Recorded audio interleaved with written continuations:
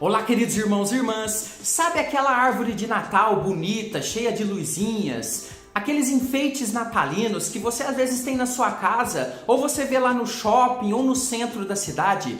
Será que todas essas coisas são do diabo? Tem uma origem pagã? Será que os cristãos não podem ter esse tipo de enfeite na sua casa? Eu sou o presbítero André Sanches, do blog esboçandoideias.com, e hoje eu vou revelar para você a verdade sobre árvore de Natal, enfeites de Natal, guirlanda. Você vai se surpreender sobre a realidade a respeito dessas coisas. Quer saber mais sobre esse assunto? Vamos então para a minha lousa de explicações que nós vamos analisar e com versículos bíblicos para que a gente possa ter um embasamento correto.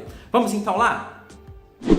A pergunta de hoje completa da nossa leitora é a seguinte: eu tenho o costume de montar uma árvore de Natal em casa, como uma forma de decoração para deixar o ambiente mais bonito nessa época do ano. Uma irmã que veio me visitar me disse que isso é pecado, pois árvore de Natal tem origem pagã. É coisa do diabo, traz coisas malignas para a minha casa. Isso que ela disse é correto? Muito obrigado, querida irmã. Essa dúvida é muito interessante, muita gente tem, e hoje eu vou trazer um estudo aqui que vai elucidar, resolver a sua dúvida. Você que me assiste agora também pode deixar a sua questão, a sua dúvida, pergunta aqui nos comentários desse vídeo, e ela pode virar o próximo vídeo aqui do nosso canal. Deixe já o seu curtir, porque esse vídeo aqui está muito interessante. Queridos, eu começo com uma pergunta. O que significa dizer que algo tem origem pagã? Olha só, para alguns, se uma determinada coisa foi pensada, fabricada, manuseada ou até usada para fins religiosos lá no passado, por alguém, por uma pessoa que não era de Deus, aquilo tem uma origem pagã. Então não pode ser usado, traria algum tipo de maldição espiritual. Então alguns olham para a árvore de Natal e pensam o seguinte: olha, eu vi na internet que lá está escrito que tem origem pagã esse negócio, foi feito lá no passado para fins religiosos, então a gente não pode utilizar isso. Essas pessoas então pesquisam a internet e se deparam com diversas origens. Observe que eu coloquei no plural. Por quê? Porque tem uma série de historinhas, de lendas, e essas pessoas começam a ler essas coisas então e pensam: olha só, isso é do diabo. Claro, acreditam sem questionar e passam a achar que aquilo é pagão, que é pecado utilizar. Mas observe bem essa questão que nós vamos responder a partir de agora. Esse é um tipo de critério correto para validar se algo pode ou não pode fazer parte da nossa vida? Olha só, primeiro eu vou fazer aqui algumas considerações importantes e depois eu vou colocar alguns embasamentos bíblicos, por isso eu peço a você que não saia no meio do vídeo, assista até o final para que você tenha toda a argumentação. Não comente aqui antes de ver até o final, combinado? Olha só, vamos então pensar numa aplicação desse critério, de analisar algo no passado, se é pagão eu não uso. Será que esse critério pode ser aplicado de forma 100% verdadeira, sem hipocrisia na nossa vida?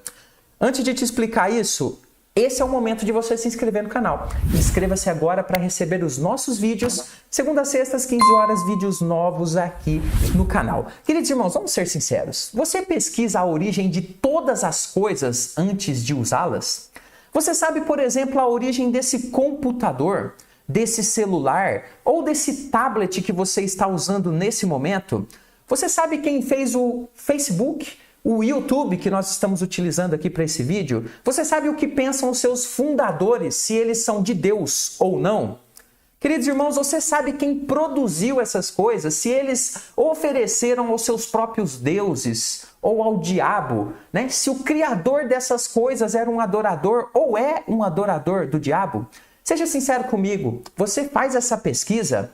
Sabe aquele arroz que você comeu hoje na janta, aquele feijão na hora do almoço? Você sabe se ele foi plantado por algum agricultor que ofereceu a sua colheita aos seus deuses? Ou se a fábrica que fez o beneficiamento pertence a alguém que todos os dias oferece a sua produção ao diabo? Você fez essa pesquisa, querido irmão e irmã? Olha só, mais ainda, o seu chinelo, o seu sapato, a camisa que você veste, a calça ou quem sabe a sua bermuda, o sabonete que você usa para tomar banho, a sua pasta de dente ou a gasolina do seu carro, você verifica ou já verificou se cada uma dessas coisas não veio de uma origem pagã? Como, por exemplo, muitos fazem com a árvore de Natal nessa época? Estão lá verificando se é pagão? Estão verificando todas essas coisas se são pagãs também? Queridos irmãos, vamos ser sinceros. Aqueles que satanizam a árvore de Natal e aquelas guirlandas, né, aqueles enfeites que se colocam na porta, por conta da sua suposta origem pagã, deveriam também pesquisar a origem de todas as coisas. Coisas que usam no seu dia a dia. Caso contrário, isso tem aquele cheiro da famosa hipocrisia, que foi, inclusive, muito condenada por Jesus Cristo. Então, se eu pesquiso que a origem da árvore de Natal é pagã e eu não posso utilizá-la hoje em dia, eu deveria também pesquisar todas as coisas que fazem parte do meu uso, para que então eu seja correto, ok? Agora, já pensou se nós fôssemos pesquisar a origem de cada coisa que usamos por causa desse medinho que muitos têm? Coloco aqui em destaque, medinho, medo, que muitos têm do diabo como se ele fosse o criador das coisas e como se ele tivesse um poder que está acima do poder de Deus. Iríamos ficar doidos, como de fato muitos são. Inclusive, aqui no comentário desse vídeo, certamente você vai encontrar alguns comentários de doidos, de malucos, né, que ficam com medo do inimigo, que eu vou te falar uma coisa. Medo de perder a nossa liberdade em Cristo por causa de uma árvore. Ok, colocadas essas questões, agora vamos então partir para o que interessa mais. O que a Bíblia diz sobre coisas pagãs e coisas sacrificadas a deuses? Será que a Bíblia Sagrada então nos diz que nós temos que avaliar cada coisa e então não utilizar se ela tiver uma origem pagã? Eu vou responder isso a partir de agora. E agora um recado rápido para você. Aqui no primeiro comentário desse vídeo tem um recadinho para você sobre o nosso curso Conheça Sua Bíblia de Capa a Capa. Aproveite e mergulhe de cabeça num estudo completo da Bíblia inteira para que você cresça cada vez mais. Queridos irmãos, Paulo passou por um problema parecido. Mas na época dele, o problema eram as coisas vendidas no mercado. Era comum as pessoas oferecerem suas colheitas e seus alimentos produzidos ali nos seus campos aos seus deuses. E muitas vezes os servos de Deus, principalmente aqueles que moravam em cidades assim, bastante pagãs, por exemplo, lá em Corinto, ficavam sem saber se aquilo que compravam no mercado era sacrificado para um ídolo ou não. E o apóstolo Paulo então vem responder essa questão em 1 Coríntios 10, 25. Observe que libertador é esse texto. Comei de tudo que se vende no mercado, sem nada perguntardes por motivo da consciência. Porque do Senhor é a terra e a sua plenitude. Queridos, olha isso aqui. Paulo diz o seguinte, meu irmão, minha irmã, não fica perguntando, investigando a origem de nada. Pega e come aquilo que vende no mercado, aquilo que você precisa. Sabe por quê? Diz Paulo, do Senhor é a terra e a sua plenitude. O que o apóstolo Paulo está dizendo aqui é que nada é do diabo. A terra é de Deus. Aquilo que a terra produz é o Senhor que faz produzir. Então, em outras palavras, aquilo que está no mercado, consagre a Deus, é de Deus, pode utilizar, não faz nenhum mal espiritual para a sua vida. Mas, queridos irmãos, em um outro momento, Paulo teve problemas com pessoas que proibiam outras, por exemplo, de comer carne.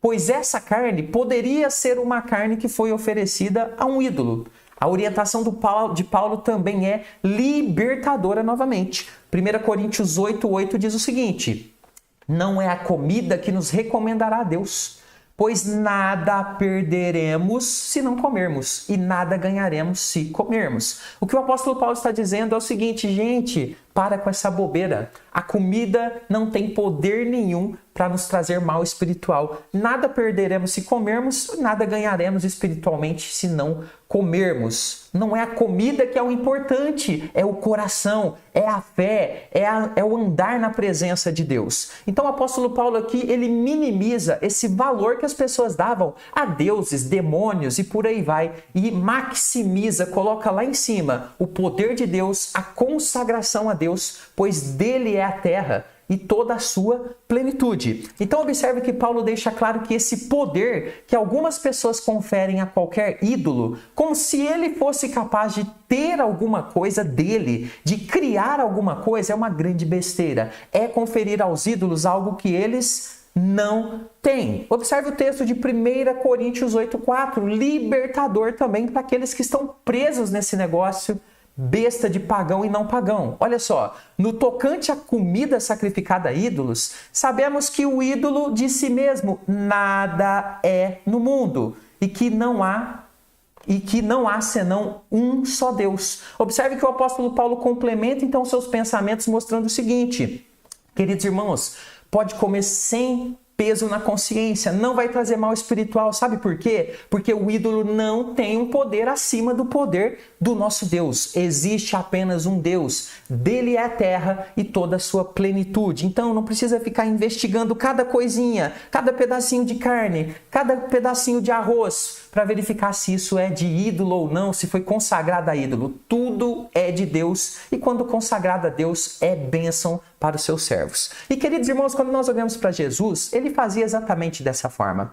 Lembra que várias vezes ele comia com pecadores? Certamente esses pecadores tinham seus deuses e muitos dos seus alimentos eram oferecidos a esses deuses. E Jesus Cristo, queridos irmãos, conhecia, sabia da sua superioridade, da superioridade de Deus. Então não há problema nenhum, a consagração a Deus é superior à consagração a qualquer ídolo. Mas Jesus sabia que essas coisas não tinham poder sobre ele ou sobre um servo de Deus. Observe o texto de 1 Timóteo 4,4. Pois tudo que Deus criou é bom, e recebido com ação de graças, nada é recusável. Sabe o que Paulo está ensinando aqui para Timóteo? Timóteo, olha só, é Deus que é o Criador, não é ídolo nenhum. E quando nós pegamos as coisas de Deus e nós consagramos a Ele, essa consagração é superior a qualquer consagração. Então, querido irmão, querida irmã, quando eu pegar agora na hora do almoço meu prato de arroz, eu não preciso ficar preocupado se aquele que plantou é do diabo, consagrou ao diabo, ou se aquele que me vendeu no mercado, ele acendeu umas velas lá e fez um ritual para Satanás. Eu não preciso me preocupar. A partir do momento que eu pego aquele arroz produzido pela terra, que é de Deus, que vem do Senhor, em toda a natureza que foi criada pelo Senhor, e eu consagro ao meu Deus com ações de graças, essa consagração que eu faço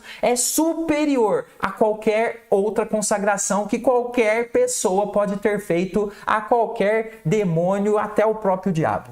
Dá para entender isso? É muito importante. E aí, agora para a gente fechar, quando que usar decorações de Natal pode ser pecado? Mas presbítero, você acabou de dizer que eu posso pegar a árvore de Natal e utilizar, que não há problema nenhum. Agora, pode ser pecado utilizar uma árvore de Natal? Sim, pode ser pecado. Observe bem agora. Se a motivação de usar esses enfeites de Natal tem idolatria envolvida, ou não tem por objetivo glorificar a Deus, aí sim é pecado. Então imagine que você vai fazer ali a sua árvore de Natal e você vai colocar ali uma imagem de um santo e colocar algumas velas e alguns pedidos de boa sorte para depois da virada do ano. Aí você cai na idolatria. Pecado. Agora, se a sua utilização é apenas como um enfeite, assim como você pinta a sua casa, coloca cortinas ou tapete, a árvore de Natal então não vai ter pecado algum. Outra coisa importante a cuidar é do nosso testemunho com os de fora. Paulo, quando tratou dos assuntos que mencionei acima, traz uma ressalva importante. 1 Coríntios 8,13 diz o seguinte: por isso, se a comida serve de escândalo ao meu irmão, nunca mais comerei carne, para que não venha a escandalizá-lo. Queridos irmãos, Paulo nos chama a sermos pacificadores. Então, por exemplo, se você tem dentro da sua casa, ou pessoas que frequentam o seu lar, irmãos que, vendo a sua árvore, vão ter problemas com elas, vai causar discórdia dentro do seu ambiente, então opte pela pacificação. É isso que Paulo está dizendo. Não que seja pecado você colocar, mas você opta pela pacificação para que haja paz no ambiente e você não venha então atrapalhar a fé do seu irmão. Apenas nesse sentido. Então, respondendo a pergunta desse vídeo de hoje, a verdade sobre a árvore de Natal e sobre as guirlandas é que existe muita polêmica boba sobre elas. Não existe qualquer atestado de autenticidade sobre essas lendas da origem da árvore de Natal, né? E muitos utilizam essas historinhas como uma forma hipócrita para proibir o seu uso, mas não analisam todas as outras coisas que usam no seu dia a dia, se tem origem pagã ou não. Então, queridos irmãos, o crente pode usar sim de forma saudável a árvore de Natal como enfeite, sem qualquer problema, desde que com a motivação correta e sem o objetivo de ferir a consciência dos mais fracos na fé. Ou seja, a verdade sobre a árvore de Natal e as guirlandas é que não temos o poder de proibir quem quer que seja de usá-las, sobre o pretexto de que elas teriam sido usadas num passado, que ninguém sabe, em cultos pagãos ou por pagãos, em rituais, enfim. Estamos utilizando hoje como enfeite, não interessa o que foi feito lá no passado. Se fizermos esse tipo de proibição, que sejamos coerentes. Se você então diz que é pagão, que é do diabo, seja coerente e comece então a analisar a partir do próprio YouTube e do Facebook. Por exemplo, o Facebook é criado por um ateu, você sabia disso? Então delete o seu Facebook agora, por favor, e seja coerente. Analisemos então, nesse caso, todas as coisas que usamos e tiremos tudo aquilo que tem origens parecidas, pagãs. Está disposto a viver essa prisão desnecessária? Queridos irmãos, nós como crentes somos chamados à maturidade. E como o apóstolo Paulo diz, o ídolo nada tem para ele. Se eu comprei a minha árvore, eu consagrei a Deus, é o meu enfeite, é na minha casa, é para a bênção, é para honra e glória do Senhor, não é idolatria, pode utilizar sem problema nenhum. Queridos irmãos, esse foi o estudo de hoje. Vou deixar mais alguns vídeos aqui para o seu crescimento espiritual. Ficamos por aqui. Até o próximo estudo. Fica com Jesus.